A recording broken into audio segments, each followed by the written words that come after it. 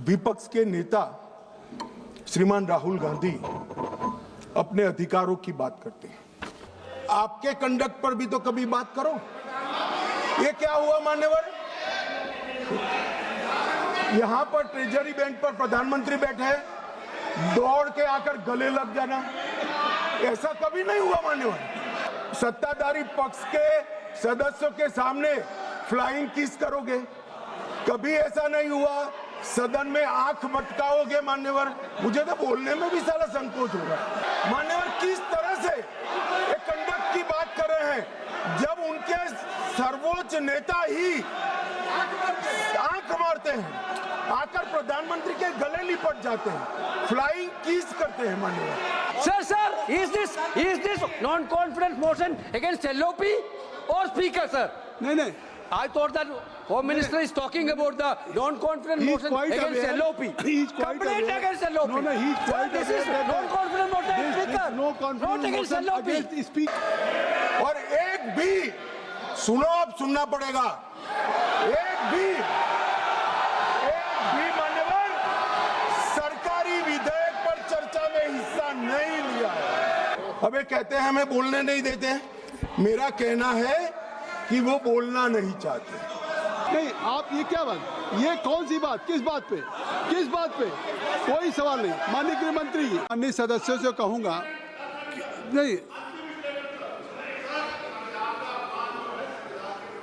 चलिए अब सभी माननीय सदस्य कहूंगा कि हर विषय पे हर माननीय सदस्य को आज होने के बावजूद भी मौका नहीं दिया सकता, लेकिन सभी सदस्यों को समय समय पे मौका मिलता रहता है। इसलिए माननीय गृह मंत्री जी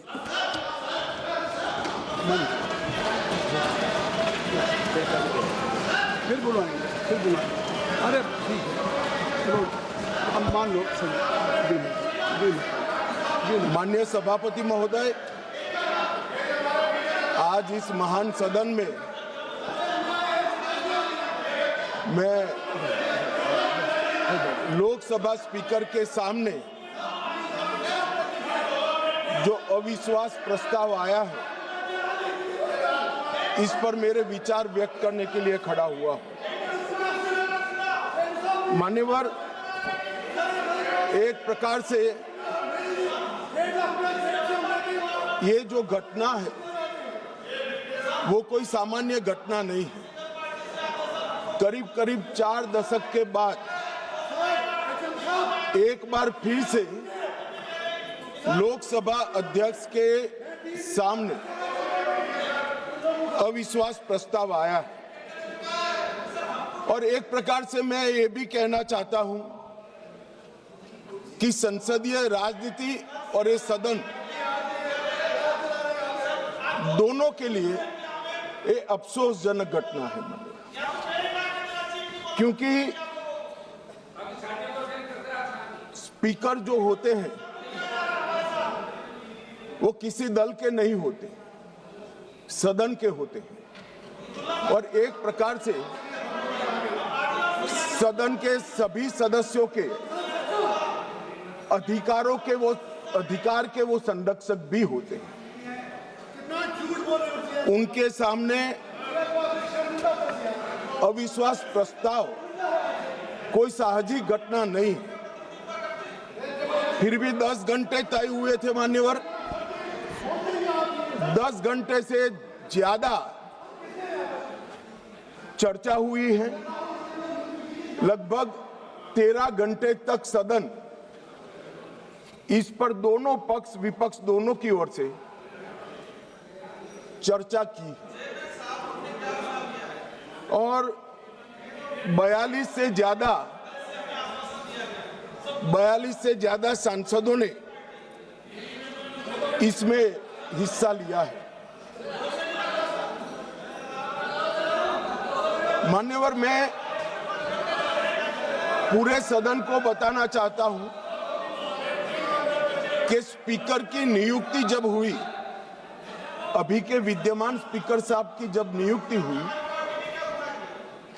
तब दोनों दलों के नेता ने एक साथ उनको आसन पर बिठाने का काम किया। इसका मतलब है स्पीकर को अपने दायित्वों के निर्वहन के लिए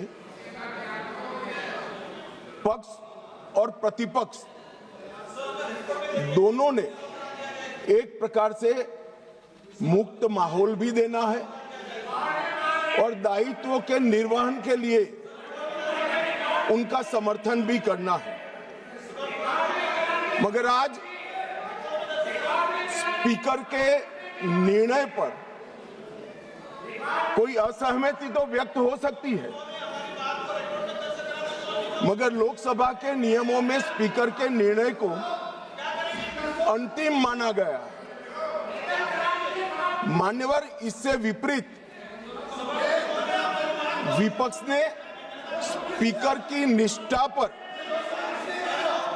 सवालिया निशान खड़ा किया और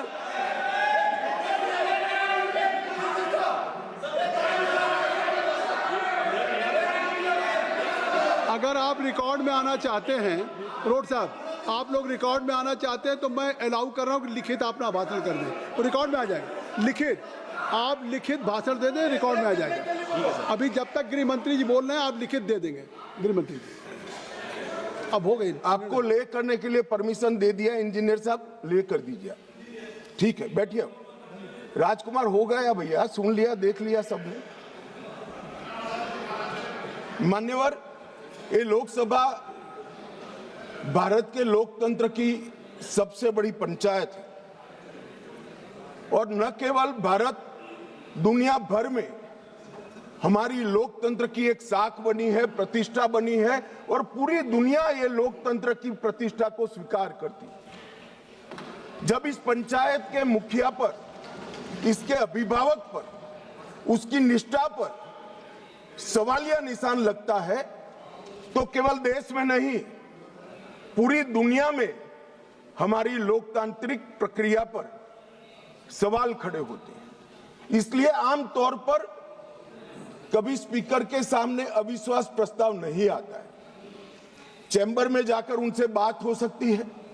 स्पीकर दोनों दल को एक सदस्यों की संयुक्त बैठक भी बुलाते हैं, उसमें मध्यस्थता भी करते हैं और सारे इश्यू रिजॉल्व होते हैं। मगर यहां अजीब दृश्य खड़ा हुआ है। चैम्बर में जाते हैं तो स्पीकर साहब की सुरक्षा को चिंता और न हो, इस प्रकार का माहौल खड़ा कर दिया जाता है। इससे शर्मनाक कोई चीज नहीं हो सकती। अब किस प्रकार की व्यवस्था चाहते हैं? स्पीकर का पद पार्टी से ऊपर उठाकर संविधान ने स्पीकर के पद को एक प्रकार से मध्यस्थी की भूमिका में रखा है। आपने मध्यस्थता करने वालों पर ही शंका के सवाल उठा दिए। मैं बाद में आता हूं कि क्यों उठाए, परंतु मान्यवर, 75 साल से हमारे ये दोनों सदनों ने हमारे लोकतंत्र की नींव को पाताल से गहरा पहुंचाया है और वो नींव जो पाताल से गहरी पहुंची है, इसकी साख पर विपक्ष ने आज एक प्रकार से सवालिया निशान रखा। मान्यवर, मैं आज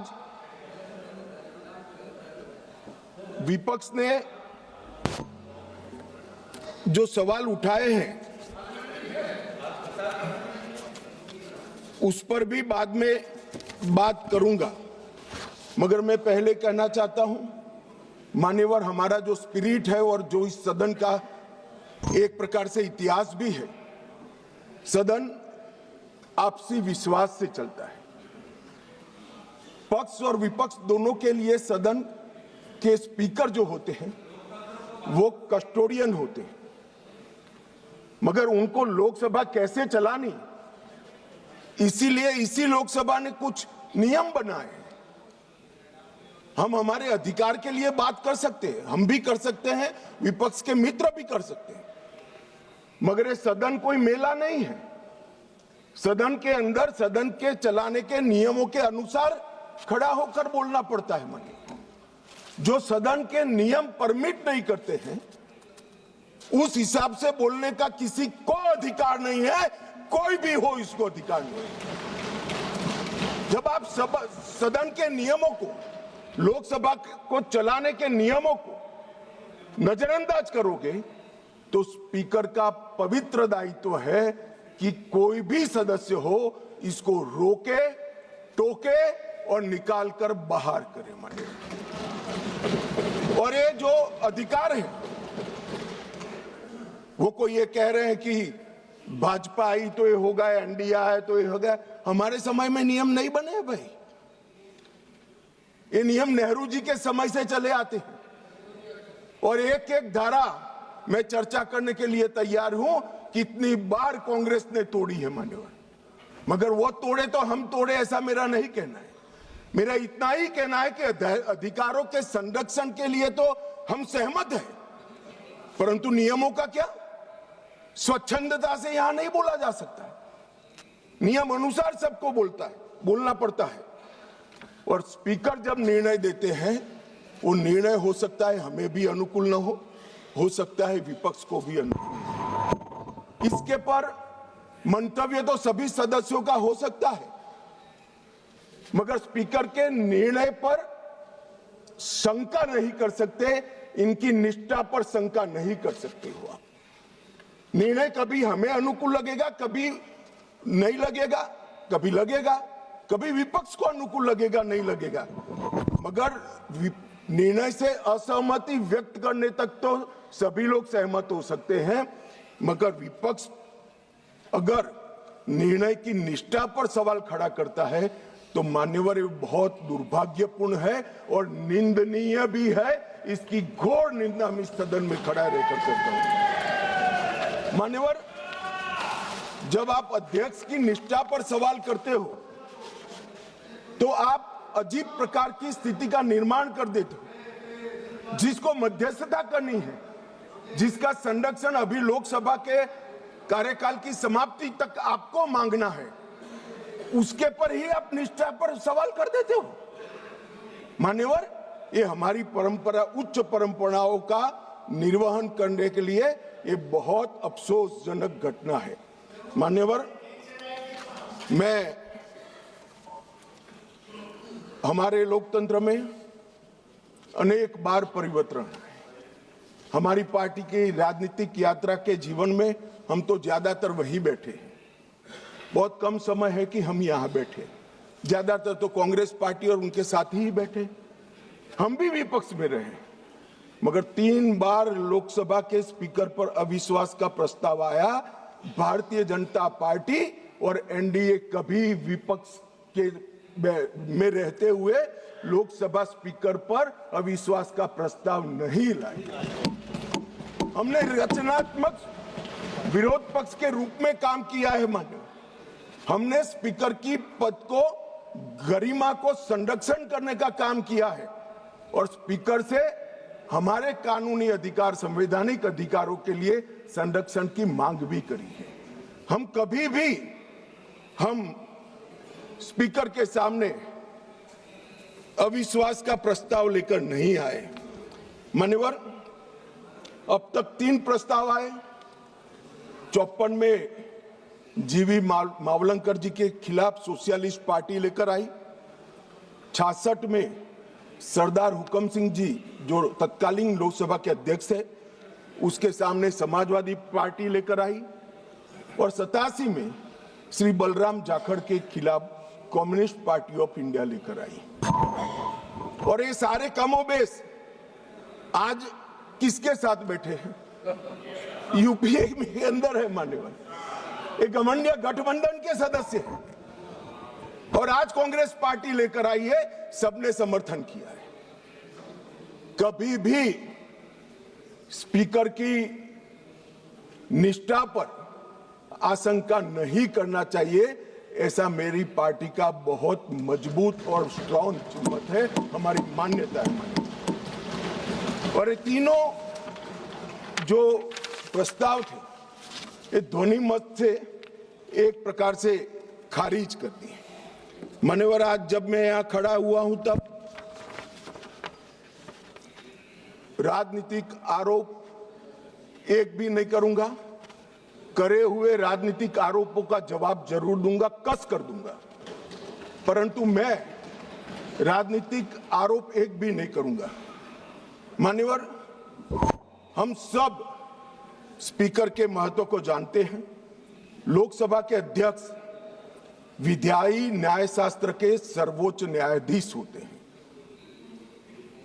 उनके कार्यवाही के बारे में करे हुए फैसलों में सर्वोच्च अदालत भी दखल नहीं कर सकती। माननीय, ये प्रोटेक्शन उनको संविधान ने दिया हुआ है और वो इसलिए दिया है कि स्पीकर निर्भीक रूप से अपना काम कर सके और अध्यक्ष का प्रथम कर्तव्य होता है कि व्यवस्था और शिष्टाचार को बनाए रखना।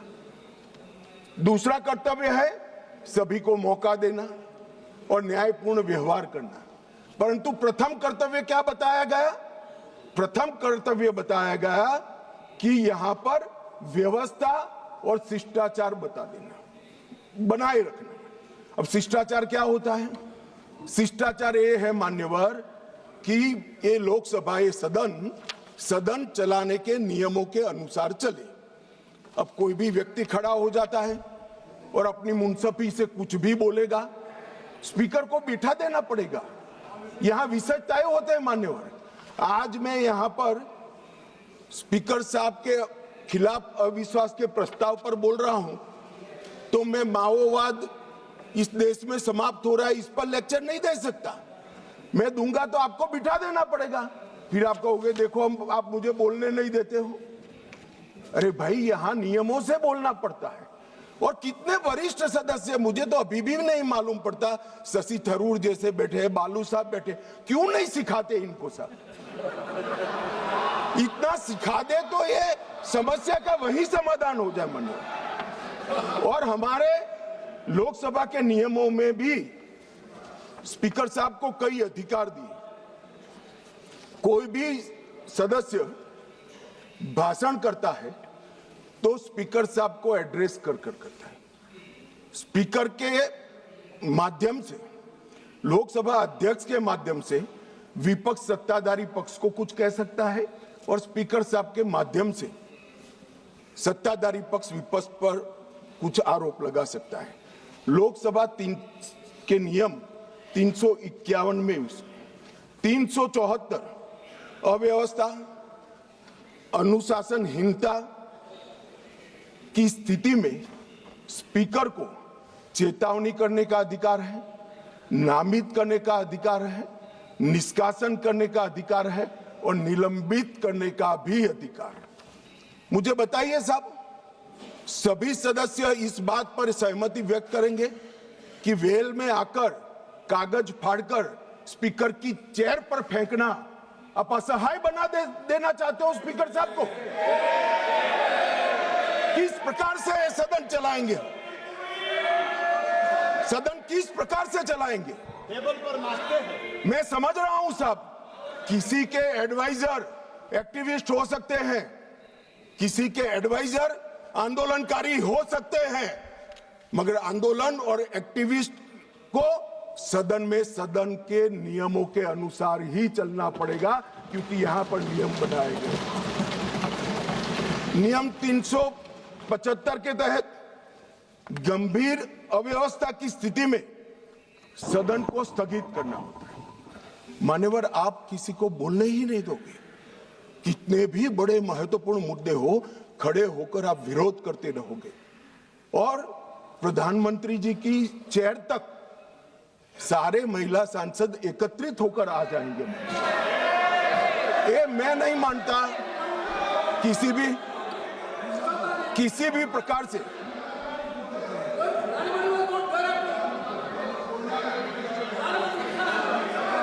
प्रधानमंत्री की चेयर होती है भाई।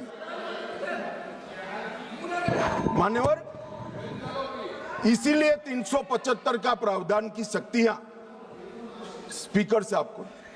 अब किसी सदस्य ने कहा कि हमारा बोला हुआ काट दिया जाता है। मान्यवर, 380 के अधीन स्पीकर साहब को अधिकार है असंसदीय शब्दों या टिप्पणियों को कार्यवाही से हटाने का अधिकार दिया है। प्रयास तो करना चाहिए कि असंसदीय शब्दों या टिप्पणियों का प्रयोग न हो, मगर कई बार वक्ता लय में कर जाते हैं, कुछ जानबूझकर भी करते हैं। मगर लय में की हुई असंसदीय टिप्पणियां संसद के इतिहास में रखनी चाहिए क्या? कोई नहीं कहेगा रखनी चाहिए। असंसदीय टिप्पणियां संसद के इतिहास में रखने से आने वाले दिन के सांसद भी यही संस्कार लेकर जाएंगे। जब व्यवधान आता है और हटा दिया जाता है तो वो अपने आप, मैंने भी पढ़ा है विधानसभा में जब पहली बार विधायक बना कि क्या हटा दिया, तो मालूम पड़ता है कि ये शब्द हटा दिया जो असंसदीय है, मुझे नहीं बोलना है। मगर यहां तो आग्रह है कि हम कोई भी भाषा का प्रयोग करें, इसको रखने दीजिए। ऐसे सदन नहीं चलता।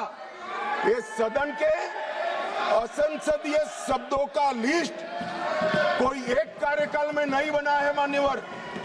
असंसदीय शब्दों का लिस्ट जब से सदन का अस्तित्व आया तब से लेकर आज तक इस उच्च शासन पर बैठे हुए अनेक महानुभावों के बनाते बनाते बना है, और वो सबको बाध्यकारी, हमें भी है और विपक्ष को भी है।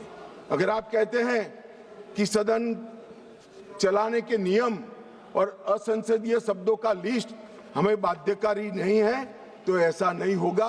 आपको अधिकार दिया है, संविधान ने अधिकार दिया है, मगर कोई विशेषाधिकार नहीं दिया है। इमरजेंसी नहीं है भैया, कोई विशेषाधिकार नहीं है। अधिकार का संरक्षण कर सकते हैं, मगर विशेषाधिकार के मुगालते में जो लोग जीते हैं उनको उनकी पार्टी और जनता भी संरक्षण नहीं देती है। इसलिए छोटे छोटे छोटे छोटे छोटे छोटे होते जा रहे हैं। मान्यवर, लोकसभा स्पीकर, उनके अध्यक्ष, उनका महत्व सदन, देश और अंतर्राष्ट्रीय स्तर पर है। वो एक प्रकार से पीठासीन अधिकारी मात्र नहीं है, हमारी विधायी चेतना और हमारे लोकतंत्र के गरिमा का प्रतीक स्पीकर होता है। जब आप उसके खिलाफ निष्ठा पर सवाल उठाते हो तो आप विधायी चेतना और लोकतंत्र की गरिमा पर सवाल उठा रहे हो। और मान्यवर, ये अंतर उनको आप लाइए ना, प्रधानमंत्री जी के खिलाफ अविश्वास का प्रस्ताव लाइए, कोई विरोध नहीं कर रहा। हम मुद्दों पर चर्चा, यहां पर भी मैं मुद्दों पर जवाब दूंगा, परंतु हम मुद्दों पर जवाब देंगे। हम नहीं कहेंगे कि आज का दिन अफसोसजनक है। प्रधानमंत्री जी को हटाने का प्रस्ताव सदन में आ ही सकता है, मगर लोकसभा के कस्टोडियन पर हटाने का प्रस्ताव मैंने तो कम से कम मैं इसको साहजिक घटना नहीं देता। मान्यवर, संविधान ने किसी भी एक्सट्रीम परिस्थिति की कल्पना कर प्रावधान बनाए हैं।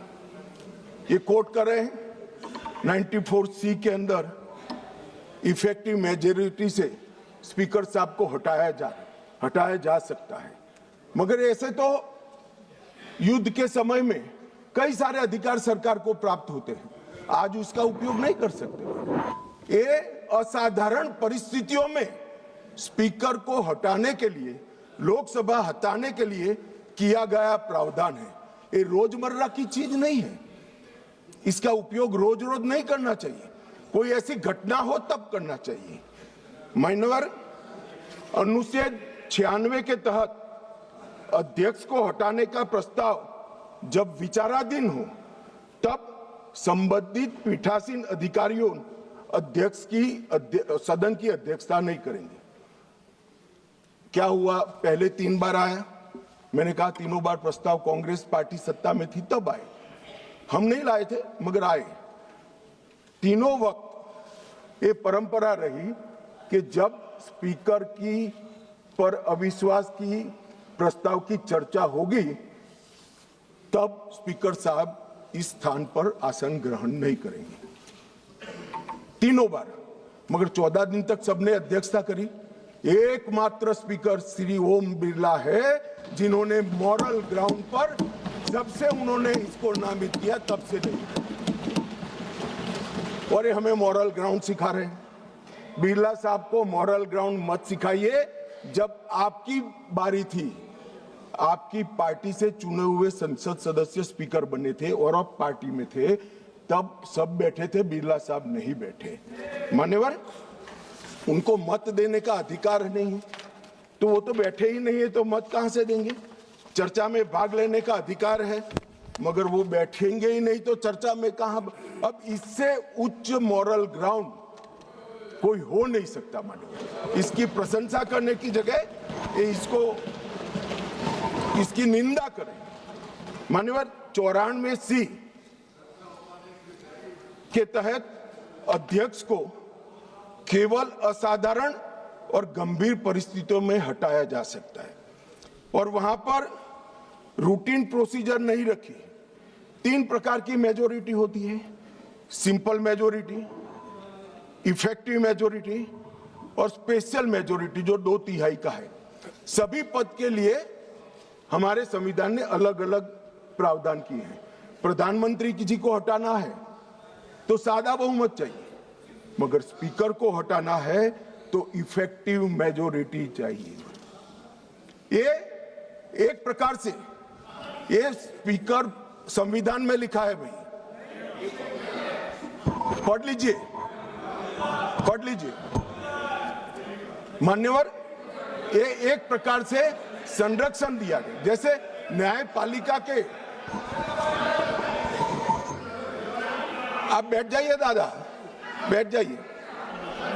मान्यवर, ये पद की गरिमा और निष्पक्षता बनाए रखने के लिए एक कार्यकाल तक की इनको एक प्रकार से सुरक्षा देने का काम हुआ है। मान्यवर, मैं अविश्वास प्रस्ताव के जो रखा गया है उस पर भी बात करना चाहता हूं। अनुच्छेद 94C के तहत और लोकसभा के चलने के नियम 200 के अनुसार संकल्प का नोटिस माननीय सदस्य श्री वेणुगोपाल जी और 119 सदस्यों ने दिया। अब शायद वो आधे अधूरे मन से ही लाए होंगे प्रस्ताव। पूरे देश को, दुनिया को मालूम है कि यीशु का 2026वां वर्ष चल रहा है। उन्होंने अंदर तिथि में 2025 लिखी है। उन्होंने ऐसा सोचा कि इससे स्पीकर साहब रिजेक्ट कर सकते हैं। उन्होंने संकल्प ही संलग्न नहीं किया। जो संकल्प होता है वो संलग्न करता है, मगर भूल गए, वो कॉपी संलग्न नहीं की। उनको लगा कि स्पीकर साहब इसके कारण रिजेक्ट कर देंगे, और जब ये इनके ध्यान पर ला दिया गया तो उन्होंने नोटिस वापस ले लिया और दूसरा नोटिस आ गया। अब दूसरे नोटिस की बात करता हूं। दूसरे नोटिस में एकमात्र सी गौरव गोगोई के एक्चुअल हस्ताक्षर से बाकी सारे जेरोक्स थे। ये नियमों अनुसार रिजेक्ट होने का मामला है और फोटोकॉपी नहीं चलती है। सदन के सदस्य ने एक्चुअल हस्ताक्षर वाला नोटिस देना होता है। साहब, चलो मान लो एक्स्ट्राऑर्डिनरी सर्कमस्टेंसेस है, वो विपक्ष के सदस्य स्पीकर साहब के सामने अविश्वास की प्रस्ताव लाना चाहते हैं, मगर इतनी गंभीरता नहीं है कि नियमों के अनुसार लाए, नियमों के अनुसार लाए। मान्यवर, ये नियम पढ़ते ही नहीं है। कोई पार्टी के नियम से सदन नहीं चलेगा, इस लोकसभा के नियमों से ही ये सदन चलेगा। मान्यवर, फिर भी स्पीकर साहब की ऑफिस ने उनको मौका दिया कि भाई इतने इतने गलतियां हैं, आप सुधार लो।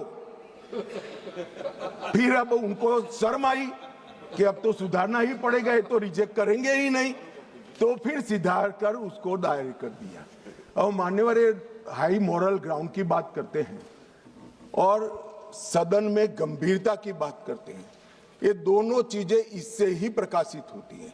हाई मॉरल ग्राउंड ये है कि दो बार नियम अनुसार अविश्वास का प्रस्ताव न होने के बावजूद श्रीमान बिरला जी ने, हमारे अध्यक्ष जी ने उनको मौका देकर नोटिस सुधारने के लिए मौका दिया।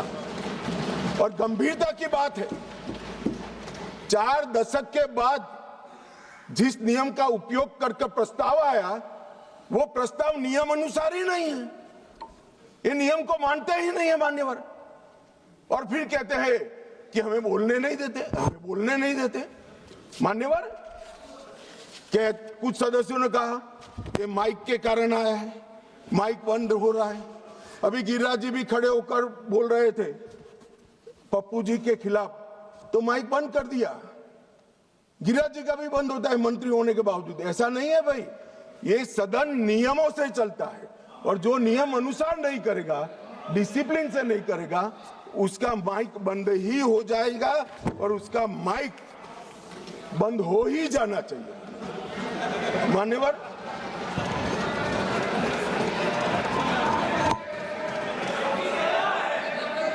मान्यवर। उन्होंने नोटिस दिया, अंतराल के बाद सदन फिर से शुरू हुआ। 9 तारीख को 14 दिन समाप्त हो गए। अब वो प्रस्ताव किसका था? तो विपक्ष का था। हम तो तैयारी कर आए थे, स्पीकर साहब चेयर पर भी नहीं बैठे। उनके खुद के प्रस्ताव के प्रति भी वो गंभीर नहीं है। जिस दिन उनका लाया हुआ प्रस्ताव, जो 4 दशक के बाद रूल्स का उपयोग कर लाए थे, वो प्रस्ताव की चर्चा करने की जगह उन्होंने सदन को बिखेर देने का काम किया। इससे ज्यादा शर्मनाक घटना कोई नहीं हो सकती। आपके खुद के प्रस्ताव पर आप चर्चा नहीं करना चाहते हो, और फिर कहोगे हमें बोलने नहीं देते। बिजनेस एडवाइजरी कमेटी ने सबकी सहमति से 9 तारीख मुकर्रर की थी मान्यवर, वो भी बैठे थे। हम सबको मालूम है बोलने के विषय बिजनेस एडवाइजरी कमेटी तय करती है, सदन का बिजनेस एडवाइजरी कमेटी करती। आपकी सहमति से 9 तारीख को आया, और ये इससे सहमत नहीं, सदन को डिस्पर्स कर लिए मान्यवर। और मैंने तो साहब, ये कितनी गंभीरता है मैं बताता हूं। इन्होंने पूरे भाषण मैंने ध्यानपूर्वक पढ़े भी है, सुने भी है मान्यवर। 80% से ज्यादा भाषण स्पीकर के कंडक्ट पर नहीं है, सरकार का विरोध करने के लिए। अरे भले आदमी, सरकार का विरोध करने के लिए ढेर सारी धाराएं हैं, ढेर सारे नियम हैं। आप सरकार का विरोध करने के लिए आज लोकतंत्र के गरिमा का प्रतीक लोकसभा स्पीकर पर आप सवालिया निशान देते।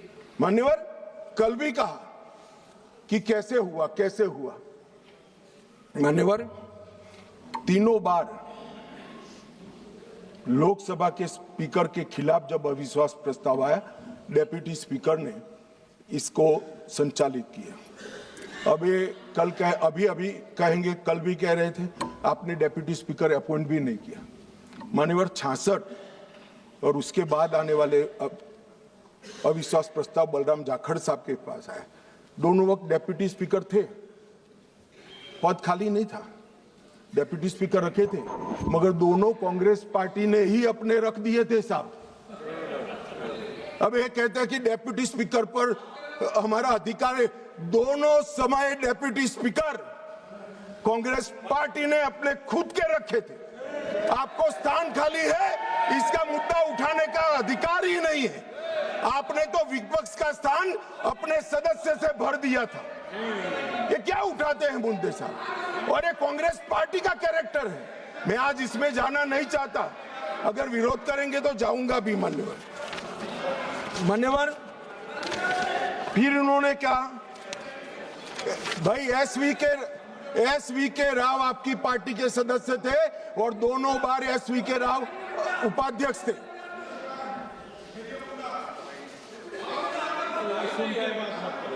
भैया 54 एक मिनट बैठ जाओ। 1954 उपाध्यक्ष श्री एम अनंतशयनम अयंगर कांग्रेस पार्टी के थे। 1966 एसवी के राव उपाध्यक्ष, वो भी कांग्रेस पार्टी के थे।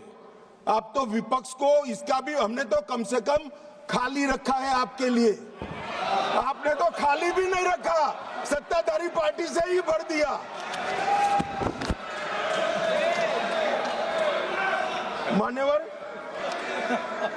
मान्यवर हमें परंपराएं सिखाते हैं।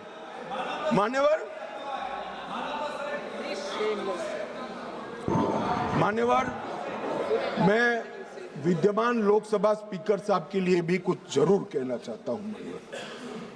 16वीं लोकसभा में 331 बैठकें थी, 17वीं लोकसभा में 274 और 25 से अब तक 25 तक 103 बैठकें हुई। 25 में बजट सत्र जो था 118% उत्पादकता वाला हुआ।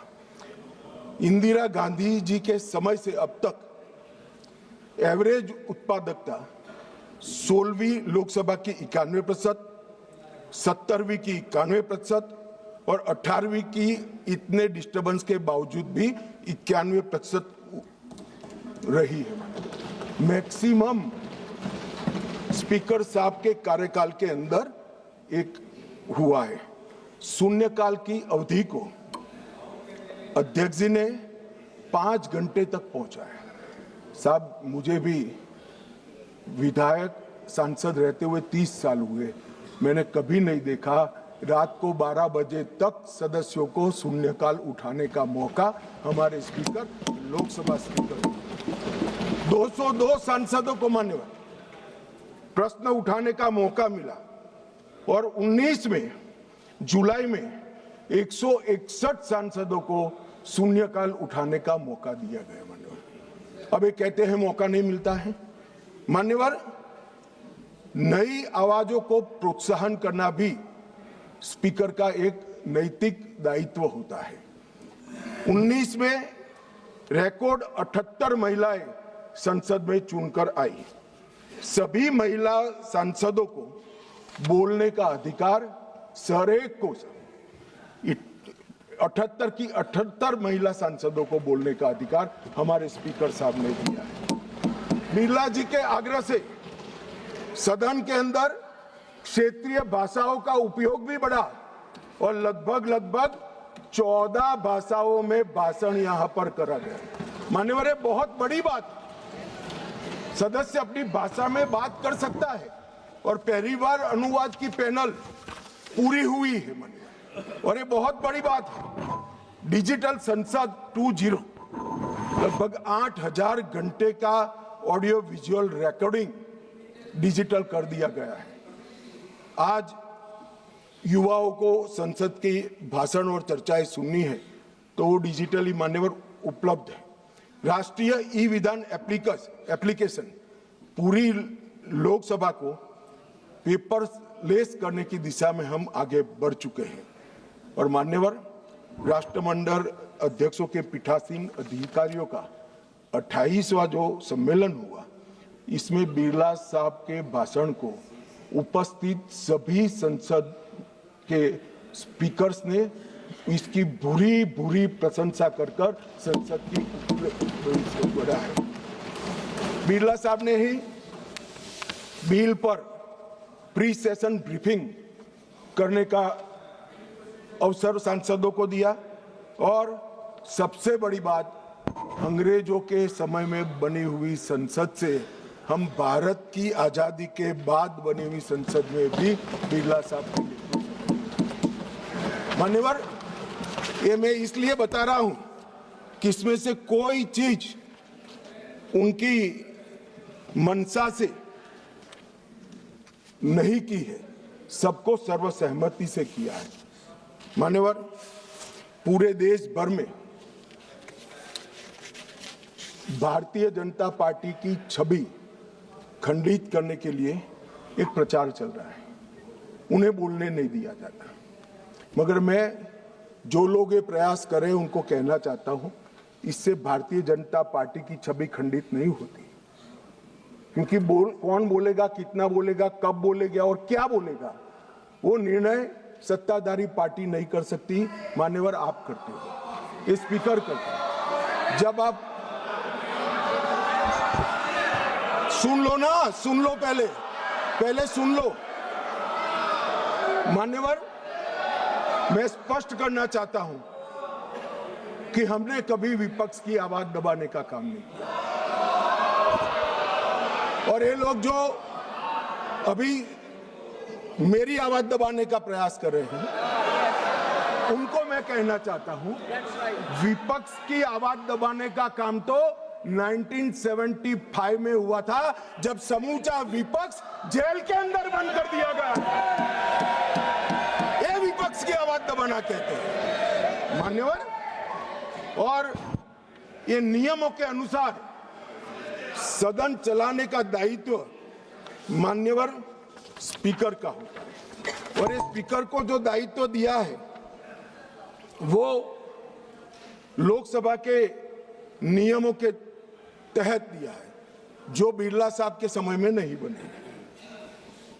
349 इनकी अविश्वास की प्रस्ताव में जिस स्पीकर के अधिकार के कारण अविश्वास प्रस्ताव लाए, मैं सब स्पष्ट करना चाहता हूं। सदन में सदस्य का समग्र आचरण कैसा हो वो तय करने का अधिकार नियम संख्या 349 में पीठ को दिया है, आसन को दिया है।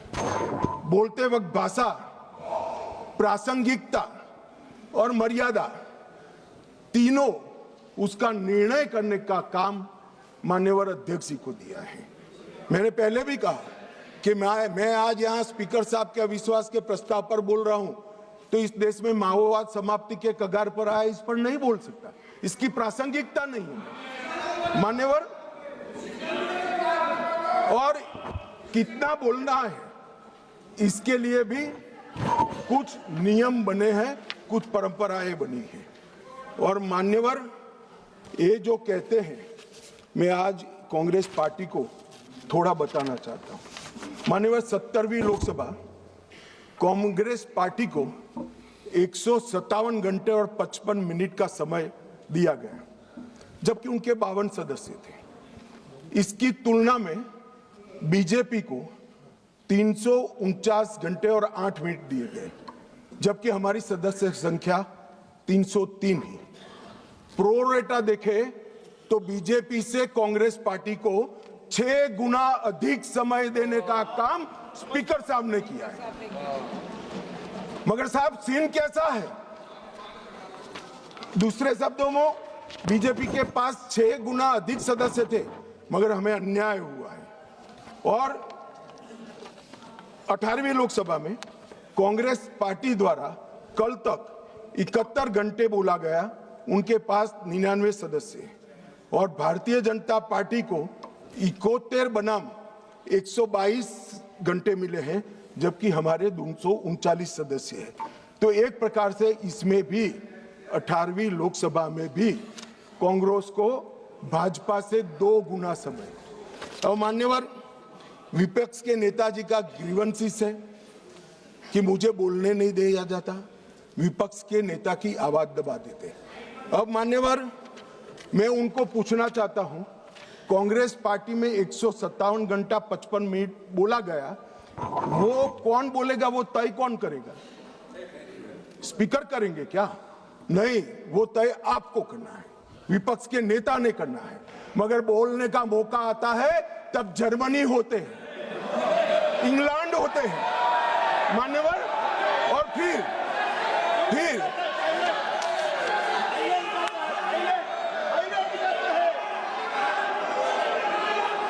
मान्यवर फिर कंप्लेन करते हैं। 18वीं लोकसभा में मान्यवर, 18वीं लोकसभा में 157 घंटे और 55 मिनट कांग्रेस पार्टी के सदस्य बोले। मैं आपके माध्यम से विपक्ष के नेता को पूछना चाहता हूं, आप कितना बोले? क्यों नहीं बोले? कौन से स्पीकर ने रोका था आपको? कोई नहीं रोक सकता। एक गलत प्रचार किया जा सकता है, किया जा रहा है लोकसभा को बदनाम करने के लिए। मान्यवर, 18वीं लोकसभा में, इस लोकसभा में जो सदन अभी अस्तित्व में है, 71 घंटा दिया गया आपको। कितना बोले भाई? और क्यों नहीं बोले? वो तो आपका अधिकार है, कौन बोलेगा? अरे वो छोड़िए साहब, विपक्ष के नेता की पार्टी विपक्ष के नेता की पार्टी लोकसभा स्पीकर पर अविश्वास का प्रस्ताव लेकर आई है, उस पर भी विपक्ष के नेता कुछ नहीं बोलते हैं। तो भैया क्यों लाए हो प्रस्ताव? मान्यवर, ये बोलने नहीं देते हैं, वो ठीक नहीं। वो बोलना नहीं चाहते हैं, और बोलना चाहते हैं तो नियम अनुसार बोलना नहीं आता है। ये कोई सभा नहीं है, यहां पर हर सदस्य ने लोकसभा के नियमों के अनुसार बोलना है। अब उन्होंने कहा, कल माननीय सदस्य वेणुगोपाल जी ने मुद्दा उठाया, 40 बार या 38 बार जो बोले, मुझे फिगर याद नहीं है, विपक्ष के नेता को टोका गया, रोका गया। भाई, स्पीकर के द्वारा एक बार टोकने के बाद दूसरी बार आप वही बात करोगे तो स्पीकर के पास क्या विकल्प रहता है? जब यहां से श्री राजनाथ सिंह जी ने कह दिया कि अप्रकाशित पुस्तक है, आप मैगजीन को कोट नहीं कर सकते, और मैगजीन भी वो जिसकी छवि उनके पार्टी के मैगजीन की हो। मान्यवर, इसको कोट कर लोकसभा में बोलने का किसी को अधिकार नहीं है, मगर आप उसी विषय पर बोलोगे तो आपको टोकना पड़ेगा। फिर उन्होंने कहा, वो उसके बाद SIR पर चर्चा थी, मैं यहीं बैठकर उनको सुन रहा था, मेरे जवाब में वो खड़े हो गए, स्पीकर साहब ने उनको बोलने के लिए कहा। ऐसा नहीं है, नहीं कहते हैं, मेरे भाषण के बीच में मुझे भी बिठा दिया और विपक्ष के नेता को बुला दिया। तो उन्होंने कहा, आप पहले मैं कहता हूं वो बोलिए। अब साहब मुझे बताओ, किसी भी वक्ता का भाषण कोई अन्य संसद सदस्य कैसे तय कर सकता है? मैं क्या राहुल गांधी जी को कह सकता हूं कि आप ये बात पहले बोलिए, दूसरी बोलिए, तीसरी बोलिए, चौथी बोलिए? नहीं कह सकता। अगर मैं नहीं कह सकता तो वो भी नहीं कह सकते। मान्यवर, वो कहते हैं कि ये करिए, फिर भी सदन डिस्टर्ब किया तो अचानक उनको एक आइडिया आया कि एक आइडिया है। फिर अपने आप उन्होंने आइडिया को सर्टिफाइड कर दिया, गुड आइडिया, ऐसा करके सर्टिफाइड। आइडिया क्या था कि मेरी प्रेस कॉन्फ्रेंस पर बहस हो जाए। भाई, ये साख मार्केट नहीं है, लोकसभा है, यहां बहस के विषय तय होते हैं, और आपके परनाना से लेकर आपकी दादी जी से लेकर आपके पिताजी तक बड़े बड़े नेता थे भारत के, किसी की प्रेस कॉन्फ्रेंस पर लोकसभा ने बहस नहीं करी है मान्यवर। और अगर ये अपेक्षा करते हैं कि इनकी महान प्रेस कॉन्फ्रेंस पर, जिसकी बुनियाद झूठ थी, उस पर सदन बहस करे, तो इस सदन का स्तर न गिरने देकर श्री ओम बिरला जी ने सदन पर उपकार किया है।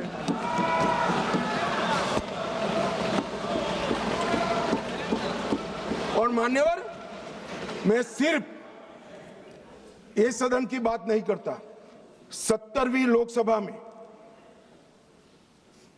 विपक्ष को 40% समय दिया गया, समूचे विपक्ष को, जो प्रोरेटा से 2.5% ज्यादा है। मेंशन ऑफ थैंक्स में विपक्ष को 34% समय दिया गया, और 18वीं लोकसभा में 45%, और शून्यकाल में विपक्ष की भागीदारी मान्यवर 55% रही है, 55%। और ये कहते हैं कि हमें बोलने नहीं देते। मान्यवर, किसको बोलना, किसको बोलना, किसको बोलना, वो अधिकार उस दल के नेता का है। जब आप स्वयं बोलना नहीं चाहते हैं, कोई आपको कैसे बुला सकता है? आप स्वयं बोल, इतने घंटों में आप जब भी चाहे बोल सकते थे, मगर भाई बोलना तो ये अविश्वास प्रस्ताव आने के बाद भी नियम अनुसार ही बोलना पड़ेगा। और अगर नियम की समझ नहीं है तो 2 सीनियर सांसदों से किसी को भी समझना पड़ेगा। मान्यवर, इसके अलावे किसी को नियम तोड़कर बोलने की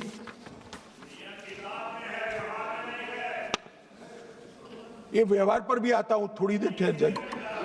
मान्यवर, ये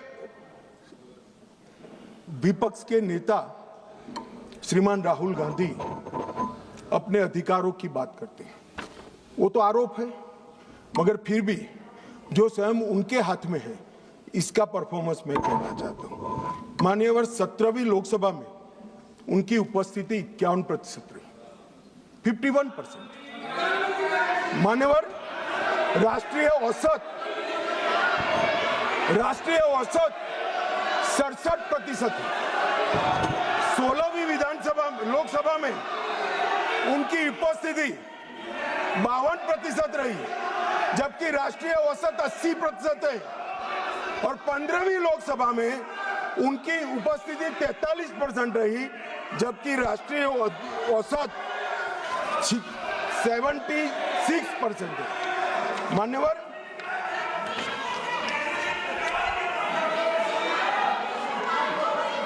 ये तो सब आम रिकॉर्ड है ना। मान्यवर ये मुझे बोलने नहीं देते। देखिए देखो साहब, ये मुझे बोलने नहीं देते। जब तक ईल्ड नहीं करेंगे आप नहीं। देखिए केसी वेणुगोपाल जी, गृह मंत्री जी जो कह रहे हैं अटेंडेंस पे, वो सब मेंबर्स का रिकॉर्ड पे है। वो अगर उसमें कोई गलत हो, अगर कोई गलत बात कही हो कि नहीं इनका अटेंडेंस ज़्यादा है, एवरेज से ज़्यादा है, तो वो बात आप खड़ा करिए, उस बात पे आप कहिए क्या कहना चाहते हैं।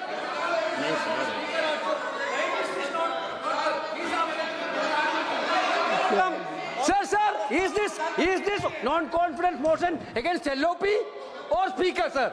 नहीं I thought that Home Minister is talking about the non-confidence He is motion quite against aware. LOP. He is quite Complaint aware. against LOP. No, he is quite This is aware that non-confidence motion against This Speaker. is no Not confidence against motion LOP. against the speaker, and it has been brought by your Congress party. Now गृह मंत्री जी, माननीय गृह मंत्री, अरे छोड़िए, तो वो नहीं बोलेंगे। नहीं, गृह मंत्री जी अगर गृह मंत्री जी बता रहे हैं कि क्या अटेंडेंस है उनकी, तो वो बात करेक्ट है, फैक्चुअल है गृह मंत्री जी। अब आप माननीय अध्यक्ष जी, 16वीं लोकसभा में 2014, 15, 17 और 18 एक भी राष्ट्रपति के अभिभाषण के धन्यवाद पर इन्होंने हिस्सा नहीं लिया। 16वीं लोकसभा में पूरी लोकसभा बजट पर की एक भी चर्चा में इन्होंने हिस्सा नहीं लिया मान्यवर। और एक भी, सुनो, अब सुनना पड़ेगा, एक भी मान्यवर सरकारी विधेयक पर चर्चा में हिस्सा नहीं लिया है। ये कहते हैं हमें बोलने नहीं देते। मान्यवर 16वीं लोकसभा में और 17वीं लोकसभा में 19, 20 और 21 राष्ट्रपति अभिभाषण पर हिस्सा नहीं लिया। 19, 20, 22, 23 केंद्रीय बजट पर चर्चा में हिस्सा नहीं लिया। और एक बिल छोड़कर एक भी विधेयक में भी चर्चा पर हिस्सा नहीं लिया। 18वीं लोकसभा 25 में केंद्रीय बजट पर की चर्चा में भाग नहीं लिया। और मान्यवर उनकी पार्टी 4 दशक के बाद हम सब अफसोस कर रहे हैं, ऐसा प्रस्ताव लेकर आई है। ये स्पीकर साहब की निष्ठा पर सवाल करने वाला जो प्रस्ताव रखा है, उस पर भी उन्होंने हिस्सा नहीं लिया। अब ये कहते हैं हमें बोलने नहीं देते। मेरा कहना है कि वो बोलना नहीं चाहते। मान्यवर, कई सारे ऐसे विधेयक हैं, बहुत महत्वपूर्ण युगांतकारी विधेयक है। भूमि अधिग्रहण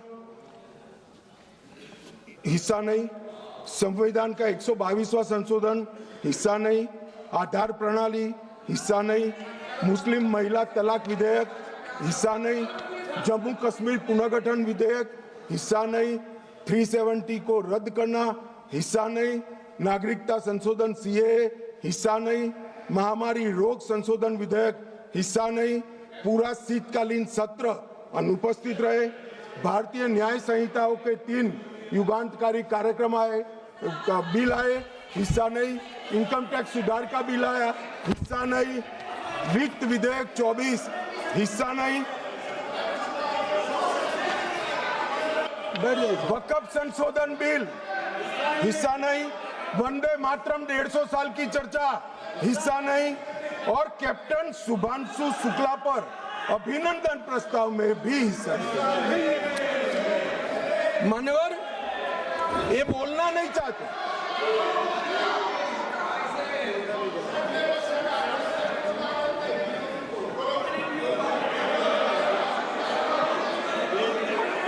आप बैठ जाए। दादा, ममता दीदी टिकट काट देगी, बैठ जाओ। बैठ जाओ, स्वागत है बैठ जाओ। मान्यवर, अब मैं आप बैठिए। कल्याण देता हूँ जवाब, बैठो। कल्याण बनर्जी जी हाँ, बैठिए। बाकी है। आप कल्याण बनर्जी बैठ जाइए। स्वागत। नहीं अभी इतना बाकी है, बैठो ना, आ जाओ। Nothing will go on record, nothing will go on record. केवल गृह मंत्री जी का जवाब है। मान्यवर,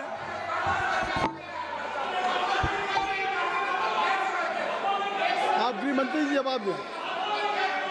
गृह मंत्री जी आप जवाब दें। मान्यवर, राहुल गांधी जी माननीय विपक्ष के नेता, कांग्रेस पार्टी के भी बड़े नेता, हो सकता है कि अपनी पार्टी के प्रचार के लिए, अपने पार्टी के प्रचार के लिए उनको देश भर में कहीं पर भी जाना पड़ता है, और उस वक्त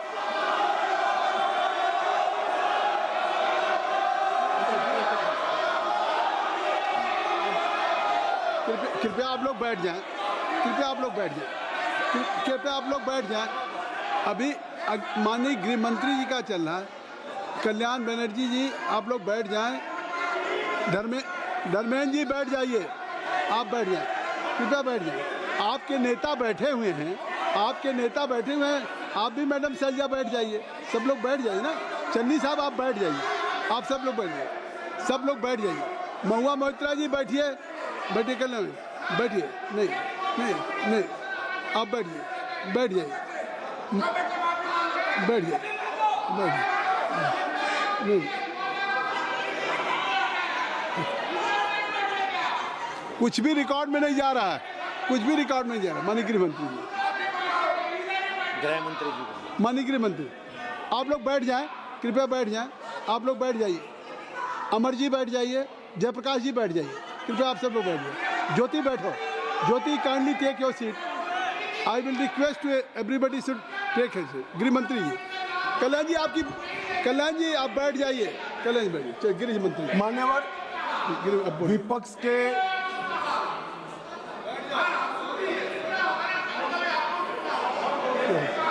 मान्यवर, विपक्ष के नेता राहुल गांधी जी कांग्रेस पार्टी के भी बड़े नेता हैं। कई बार सार्वजनिक जीवन में ऑब्जर्व किया जाता है, लोकसभा चलती हो और पार्टी के बड़े कार्यक्रम लगते हैं, चुनाव लगता है, और वरिष्ठ नेताओं को, जनता को अपनी पार्टी के विचार बताने के लिए, अपने प्रचार के लिए जाना पड़ता है। बहुत स्वाभाविक घटना है। सिर्फ राहुल जी के साथ नहीं हुआ, अनेक नेताओं के पास। मगर इसमें रसप्रद ये है कि यहां नहीं थे तो कहां थे। मान्यवर, शीतकालीन सत्र 2025 वो जर्मनी की यात्रा पर थे। बजट सत्र 25 वियतनाम की यात्रा पर थे। बजट सत्र 23 इंग्लैंड की यात्रा पर थे। बजट सत्र 18 सिंगापुर और मलेशिया की यात्रा पर थे। मॉनसून सत्र 20 विदेश यात्रा पर थे। बजट सत्र 15 इसमें से 60 दिन विदेश यात्रा में रहे। अब सब एक भयंकर कोइंसिडेंट है। जब भी बजट सत्र आता है या महत्वपूर्ण सत्र आता है, उनकी विदेश यात्रा लग जाती है, और फिर कहते हैं हमें बोलने नहीं देते। भाई, विदेश से सदन में कैसे बोलोगे, बताओ भाई। कोई मुझे समझा दे मान्यवर। जो आदमी जर्मनी में है, इंग्लैंड में है, सिंगापुर में है, वो यहाँ कैसे बोलेगा। यहाँ वीडियो कॉन्फ्रेंस का कोई प्रावधान नहीं है मान्यवर, वरना तो वीडियो कॉन्फ्रेंस से भी उनको बुलवा देते। और मान्यवर, आज जब विपक्ष स्पीकर साहब के कंडक्ट पर सवाल खड़ा कर रहा है। कंडक्ट सिर्फ स्पीकर का नहीं देखा जाता, ये सदन पक्ष, प्रतिपक्ष और स्पीकर और माननीय राष्ट्रपति महोदय, ये सब मिलकर सदन बनता है। तो स्पीकर के कंडक्ट की टीका कर रहे हो, आपके कंडक्ट पर भी तो कभी बात करो। ये क्या हुआ मान्यवर? यहां पर ट्रेजरी बेंच पर प्रधानमंत्री बैठे हैं, दौड़ के आकर गले लग जाना, ऐसा कभी नहीं हुआ मान्यवर। कभी ऐसा नहीं हुआ कि सत्ताधारी पक्ष के सदस्यों के सामने फ्लाइंग किस करोगे। कभी ऐसा नहीं हुआ सदन में आंख मटकाओगे मान्यवर। मुझे तो बोलने में भी सारा संकोच हो रहा है मान्यवर। ये कंडक्ट जो है वो स्पीकर साहब के कंडक्ट पर सवाल उठा रहे हैं। मैं इनको पूछना चाहता हूं। एक मिनट माननीय गृहमंत्री जी, माननीय गृहमंत्री जी, माननीय गृहमंत्री जी, एक मिनट। अगर सभी माननीय सदस्यों की सहमति हो तो सभा की कार्रवाई जब तक गृहमंत्री जी की स्पीच चल रही है समय बढ़ा दिया जाए। मान्यवर, किसी भी के सामने हम एक उंगली दिखाते हैं तो 4 उंगलियां अपने सामने उठती है। ये जब लोकसभा स्पीकर के कंडक्ट पर सवाल करते हैं, समूचे विपक्ष को मैं कहना चाहता हूं मान्यवर किस तरह से एक कंडक्ट की बात कर रहे हैं जब उनके सर्वोच्च नेता ही आंख मारते हैं, आकर प्रधानमंत्री के गले लिपट जाते हैं, फ्लाइंग किस करते हैं मान्यवर। ये बताता है कि वो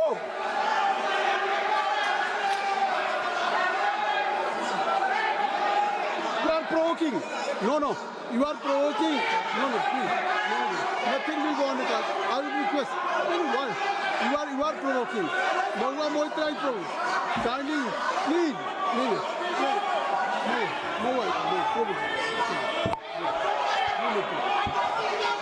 मान्यवर, मेरा कोई शब्द संसद प्रणालिका के अनुकूल नहीं है, तो इसको आप हटा सकते हैं।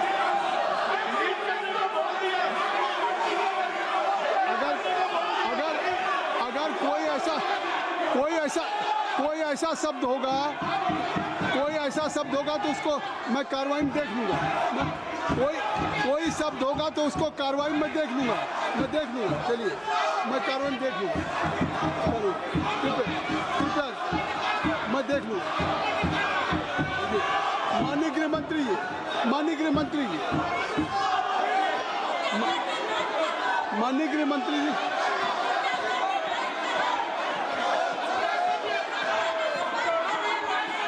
गृहमंत्री जी को बुलाइए। माननीय गृहमंत्री जी, सर कोई शब्द मेरा असंसदीय हो तो क्या इसको डिलीट कर दीजिए। मैं माननीय गृहमंत्री जी के आप सुन लें, माननीय गृहमंत्री जी के जो वक्तव्य हैं उसको मैं कार्रवाई में देख लूंगा। अगर कोई शब्द असंसदीय होगा तो मैं उसको कार्रवाई का हिस्सा नहीं बनने दूंगा। माननीय गृहमंत्री जी, मैंने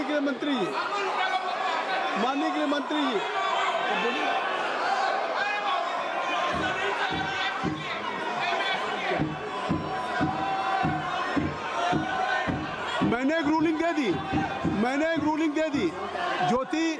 I have already given A ruling. देखिए, मैंने कह दिया माननीय गृहमंत्री जी के अगर जो जवाब है, उनका वक्तव्य है, उसमें कोई भी अनपार्लियामेंट्री वर्ड्स होगा तो I will look into it and that will be expand. I have given promise, this is my ruling. आप जानबूझ करके सदन की कार्रवाई न करें। नहीं, ये नहीं। आप सुनने का धैर्य रखिए।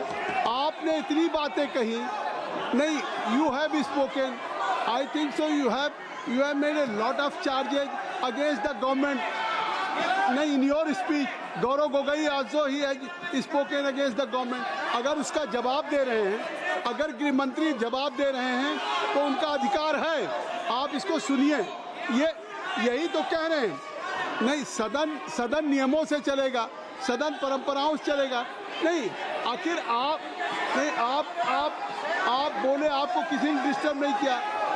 गौरव जी, मेरी रिक्वेस्ट सुन लें, आप ज्योति चलो, मैं कह रहा हूँ, आप कृपया चलें। जब मैं कह रहा हूँ कि धर्मेंद्र जी, गौरव जी, आखिर आप लोगों ने इस अविश्वास प्रस्ताव पे, मोशन पे आपने हर दल के लोगों ने जो बातें हुई, अविश्वास के साथ साथ सरकार के खिलाफ भी आपने कहा, सरकार के ऊपर आरोप लगाया, प्रधानमंत्री पे आरोप लगाया आपने सरकार। तो अगर अब गृह मंत्री जी सरकार की तरफ से जवाब दे रहे हैं तो उनको पूरा अवसर है, क्योंकि आपने अगर आरोप लगाए हैं, आपने कंडक्ट से हट करके केवल स्पीकर के उस टेक्स्ट तक नहीं थे। Jyoti madam, Jyoti, your most of the speaker they have level charges against, और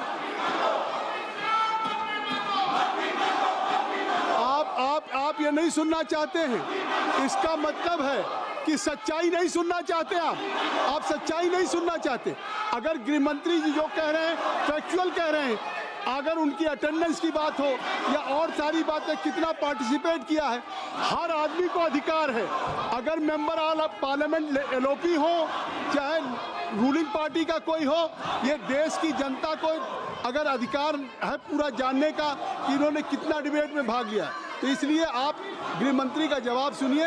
आपने चार्जेज लगाए नहीं, आप ये क्या बात, ये कौन सी बात, किस बात पे, किस बात पे? कोई सवाल नहीं। माननीय गृह मंत्री जी, माननीय गृह मंत्री जी,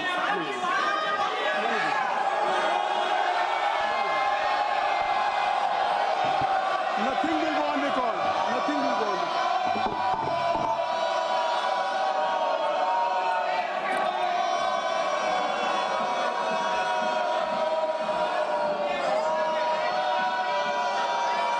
मान्यवर,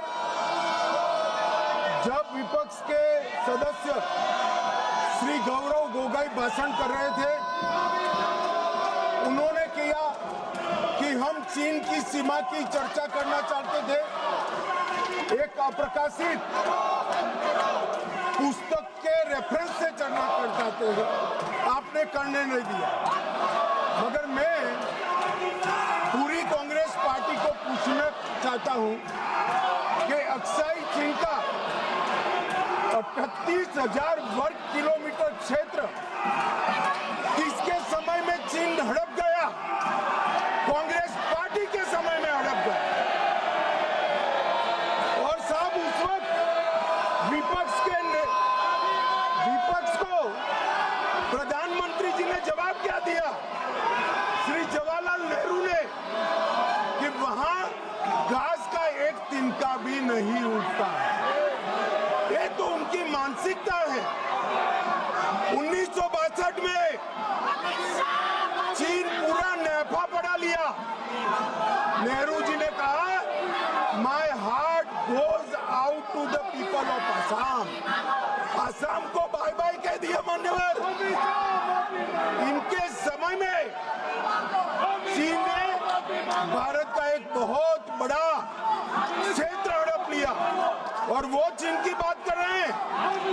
मान्यवर, जब कांग्रेस के रक्षा मंत्री एंटोनी जी यहाँ थे, उन्होंने कहा 6 सितंबर 2013 को देश की संसद में कहा कि सीमा पर सड़कें बनाएंगे तो दुश्मन अंदर आ जाएगा। वो सेनाएं किसके लिए है मान्यवर? और स्वयं लीडर ऑपोजिशन लोकलाओं में हमारे और चीन की सेनाएं आमने सामने थी। वो चीनी दूतावास में मुफ्त मीटिंग कर रहे। पहले तो उन्होंने डिनाई किया, पर चीनी दूतावास जब इसका कंफर्मेशन किया तो उन्होंने कहा जानकारी लेने के लिए गए। अरे जानकारी लेनी थी तो रक्षा मंत्री जी को मिलते, प्रधानमंत्री जी को मिलते, राष्ट्रपति जी को मिलते। चीन के दूतावास से जानकारी आप लेना चाहते हो मान्यवर? वर्ष 2005 5-6 में राजीव गांधी फाउंडेशन को चीनी दूतावास से 1,35,00,000 रुपया का अनुदान मिला। ये राजीव गांधी फाउंडेशन चीनी दूतावास से दान लेता है और इसी के तहत इनका FCRA का लाइसेंस 2022 में रद्द होगा। अब मुझे बताएं कांग्रेस के लोग कि ये पैसों से क्या रिसर्च किया गया। मान्यवर, कांग्रेस की वरिष्ठ नेत्री और श्री राहुल गांधी की उपस्थिति में 7 अगस्त 2008 को चीनी कम्युनिस्ट पार्टी के साथ कांग्रेस पार्टी ने MOU करा। अब वो घोषित करे MOU क्या था। और मान्यवर, आज चीन UNSC में अगर सदस्य है तो जवाहरलाल नेहरू की सो कॉल्ड उदारता के कारण है। सदस्यता पर अधिकार सबसे बड़े डेमोक्रेटिक देश के नाते भारत का था, उन्होंने चीन को जगह कर दी। और ये selected works of Jawaharlal Nehru volume 29 post number 303 में लिखा हुआ है। मान्यवर, मैं आज यहाँ कहने आया हूँ, इन्होंने कहा कि अमेरिका के डील में भारत के किसानों का नुकसान हुआ। मैं स्पष्टता करना चाहता हूँ, भारत के किसानों का कोई नुकसान एक भी डील के अंदर नहीं हुआ। ये सर्वदा झूठ फैलाया जाता है। भारत के किसानों का नुकसान तो WTO में 2013 में आपने किया था। अंतरिम पीस क्लॉज को स्वीकार कर लिया, जिसको हमारी आज की वित्त मंत्री जब व्यापार मंत्री थी तब इसको वो असहमति व्यक्त कर आई, इसलिए आज हमारे किसान बचे हुए। अभी मान्यवर, यहाँ पर AI समिट हुआ। 80 देशों के AI के एक्सपर्ट और बड़ी बड़ी कंपनियां आई। 20 से ज्यादा देशों के राष्ट्राध्यक्ष आई और कांग्रेस अपनी परंपरा के तहत कपड़े उतारकर वहां पर प्रदर्शन कर रहे हैं और कहते हैं कि प्रदर्शन का अधिकार है। दिल्ली में प्रदर्शन के लिए जंतर मंतर का स्थान तय किया गया है और ये जंतर मंतर का स्थान प्रदर्शन करने का स्थान। अब जहां 22 राज्यों के अध्यक्ष बैठे, राष्ट्राध्यक्ष बैठे, वहां जाकर भारत की शान बिगाड़ने का काम। मान्यवर, भाजपा का विरोध करते ये भारत का विरोध करने लगे। और ये जो प्रस्ताव है लोकसभा के स्पीकर के सामने, वो भी इसलिए लाए हैं कि कहीं से भी चुनाव में इनको सफलता नहीं मिली। चुनाव आयोग पर शंका उठाना, सुप्रीम कोर्ट पर शंका उठाना, न्यायपालिका पर शंका उठाना, एजेंसियों पर शंका उठाना और स्पीकर की चेयर पर भी शंका करना। एक टोटल नकारात्मक मोड़ में कांग्रेस आ गई है मन, और इसलिए इस सदन बहुमत के साथ एक मत का दिखाई पड़ता है कि इस प्रस्ताव को बहुमत के साथ खारिज कर दिया जाए।